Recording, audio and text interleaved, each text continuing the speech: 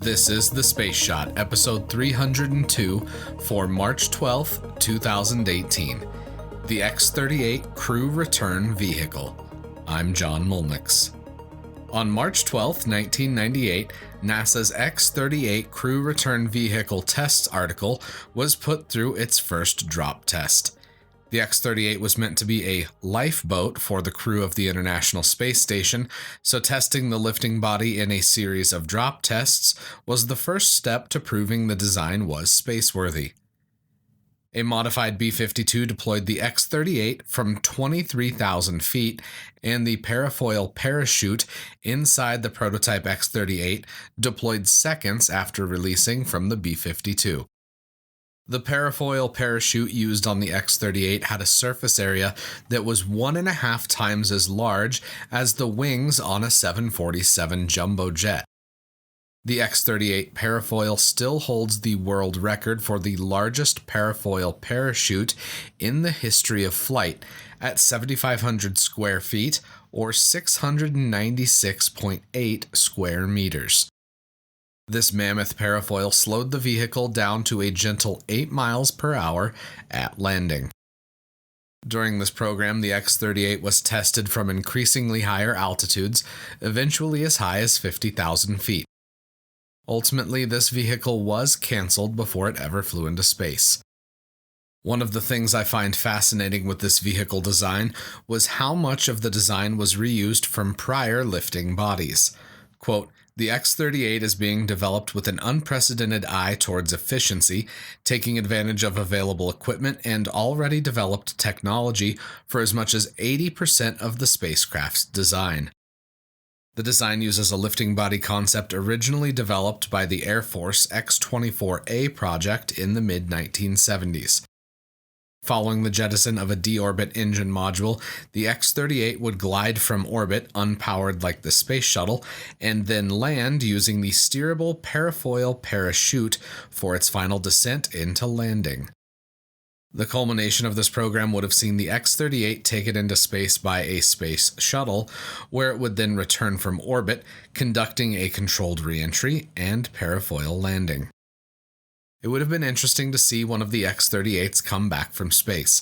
Something similar was tested during the mid-1960s for Project Gemini. The paraglider landing system that had been proposed for the Gemini capsule never came to fruition, even though it looked like an impressive system.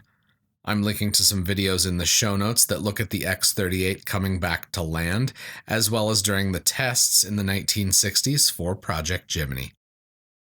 Let's close today with two news items. The first one is NASA Acting Administrator Robert Lightfoot announced his retirement from NASA effective at the end of April. He's been an acting administrator for over a year at this point, much longer than any other acting administrator in the history of the agency. Representative Jim Bridenstine has yet to have his nomination advanced, so it's going to be interesting to see what happens in the coming weeks as the White House works to ensure a transition in leadership. Whether that means Representative Bridenstine will be confirmed or a new candidate is brought forward remains to be seen. Also, in a bit of follow-up to something I mentioned yesterday, SpaceX is going to be ramping up launches at the end of this month and into April. Starting with a launch from Vandenberg Air Force Base on March 29th for Iridium, SpaceX is looking to launch 5 missions within a 30-day period. Chris Gebhardt with NASASpaceflight.com has more, so check out the link to his article in the show notes. So far this year, SpaceX has launched 5 missions, so they would be doubling their number of flights inside of a month. Caleb Henry with SpaceNews.com has some news on Blue Origin signing the 4th customer for their yet-to-be-flown New Glenn rocket.